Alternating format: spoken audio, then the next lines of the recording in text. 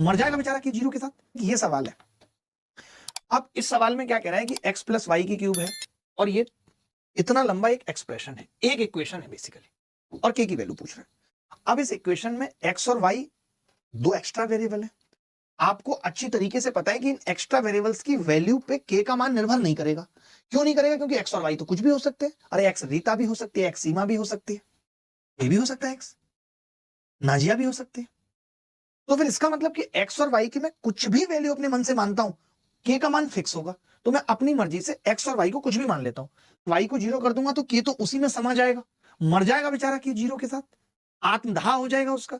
तो मैं y को जीरो नहीं ले सकता, तो मैंने कहा मैं y को फिर एक लेता हूं, y को मैं एक लेता हूं और मैं x को जीरो करता हूं। सही भी है, x की ताकत जीरो होनी चाहिए, y को क्यों करना है? आपने कहा कि y को अगर हमने वन लिया और x को जीरो, तो ये वन की क्यूब, ये वन की क्यूब है, ये माइनस वन की क्यूब होगी तो ये प्लस वन की क्यूब ही हो जाएगी सीधे सीधे। -3 और ब्रैकेट में x तो जीरो है, ये -3 और बराबर के, बड़ा गंदा आ रहा है कि एक और एक दो और तीन तिया 9 और 2 11, के का मान 11 आ रहा है। ऑप्शन में है 11? हाय राम है, अगर नहीं होता तो मुश्किल हो जाती, कई लोगों का 11 आ रहा है।